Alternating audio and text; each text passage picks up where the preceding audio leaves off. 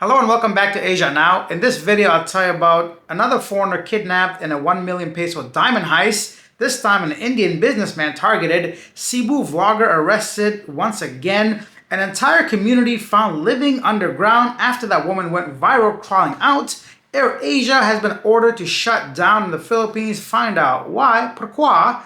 American has a heart attack while riding a motorcycle, plus much more. Let's jump straight into our main story. Around 1 million peso worth of diamonds and cash were recovered from 3 individuals after kidnapping and robbing an Indian businessman at a mall in Barangay Green Hill, San Juan City on May 29th. Hold up, at a mall? The Eastern Police District identified the suspect as Jamal Muhammad and Michael, who the hell name that is?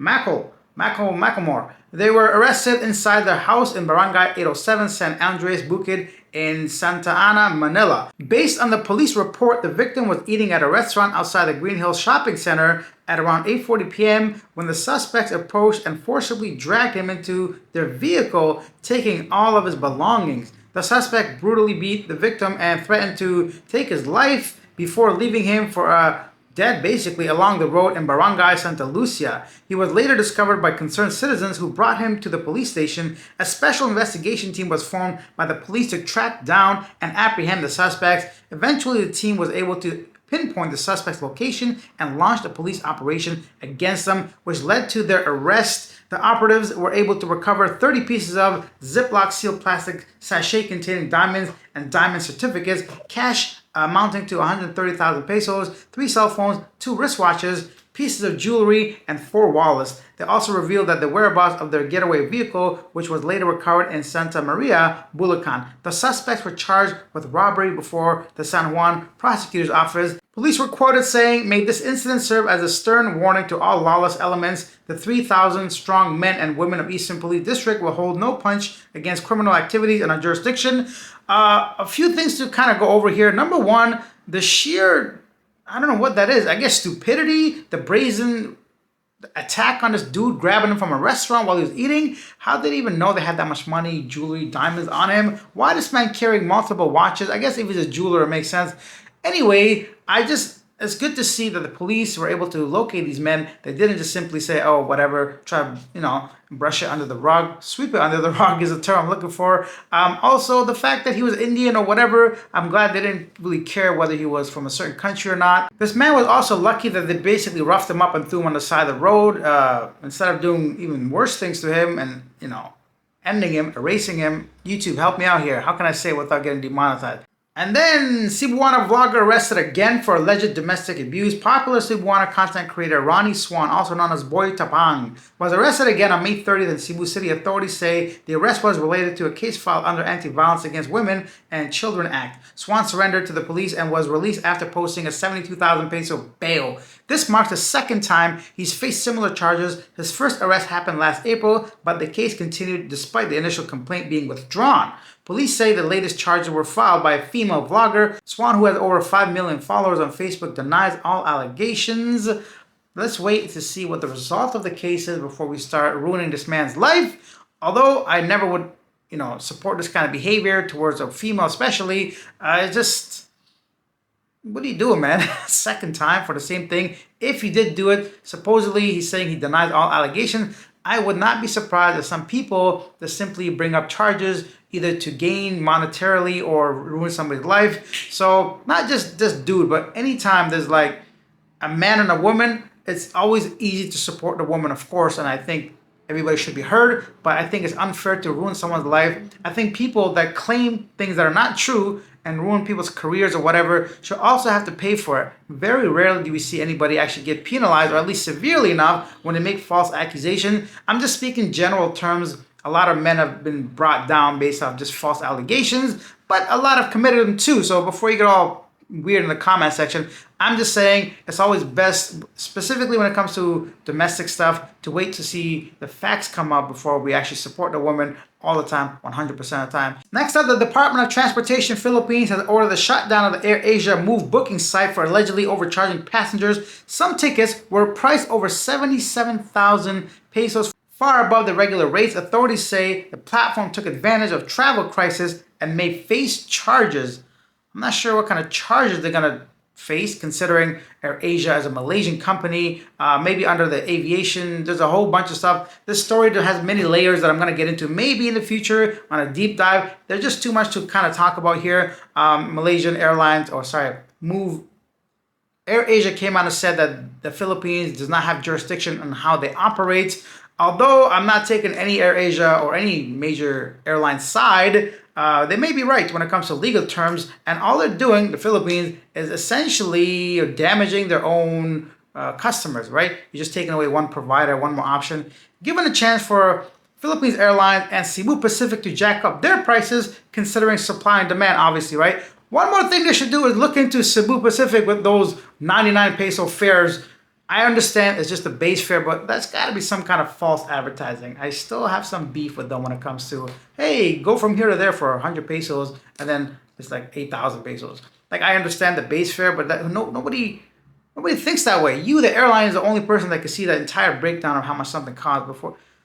This is gonna get crazy. Let's go on to our next story. Look at this dude. A 31-year-old tourist from Ormoc City was rescued by authorities after attempting to swim to Maripipi Island in Biliran using a flotation device. The man reportedly ran out of money for boat fare upon reaching Kawayan town, prompting him to try crossing the sea on his own. Okay. Thankfully, he was saved before anything serious happened. The incident took place on Thursday, May 30th. I'm sorry, what? Tourists? First of all, what kind of tourists don't have boat fare? And then it's okay to run out of money or just whatever. Don't go on trip unless you plan that well. Also, where did you get this flotation device? You make it? This guy like pulling a castaway over here. Anyways, one more thing.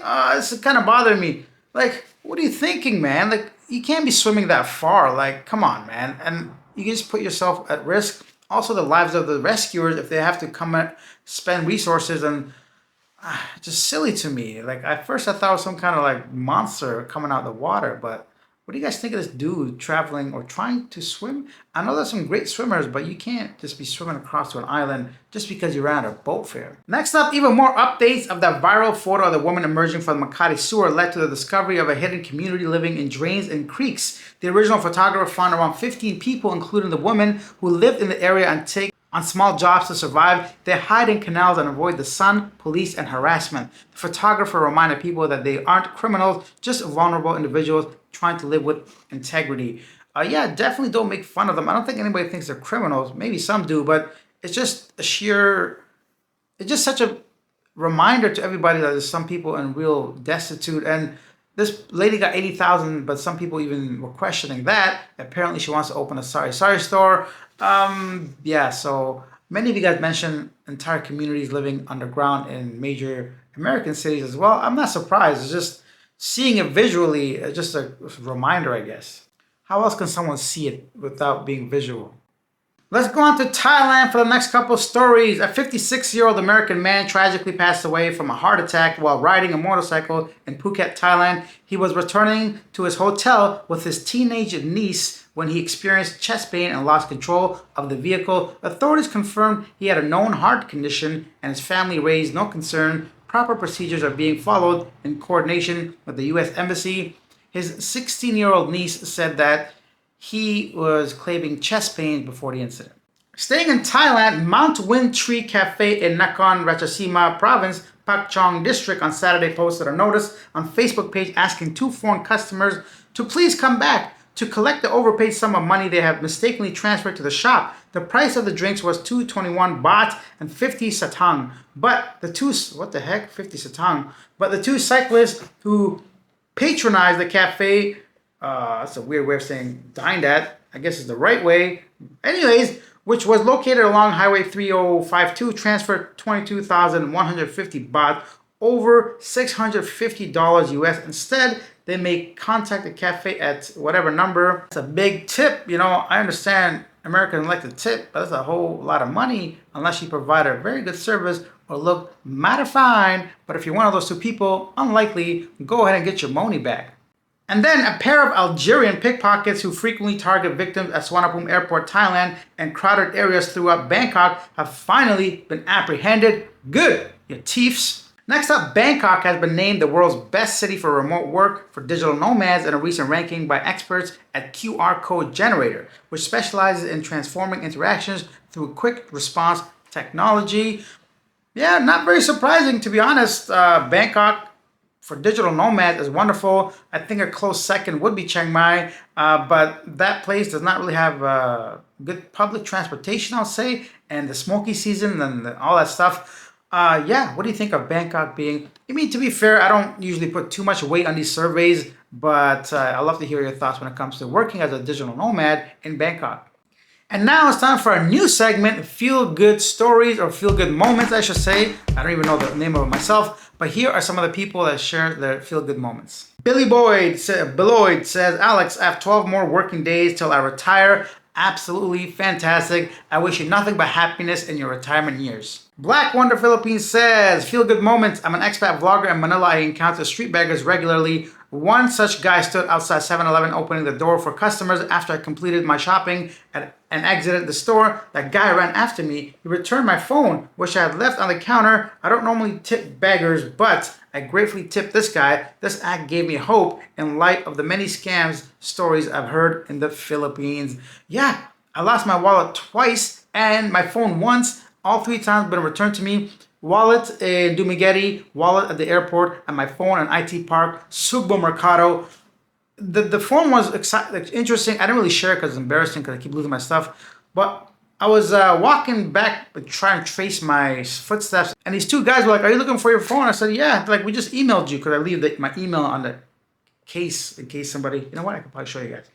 Pretty old and watery now, but I believe my email here so people can email me in case I lose my phone. But yeah, what are the chances they saw me looking for it? I bought them an ice cream and gave them a little bit of money to thank them because it's a big headache losing your phone. Let's read one more. We got Amigo 2K10. I just bought my ticket to the Philippines for September. Yeah, I'm feeling good already. I think I read that one already. And the last feel good moment from Quaker says, a feel good moment anytime a group of random kids yells, "Hey Joe," while waving excitedly.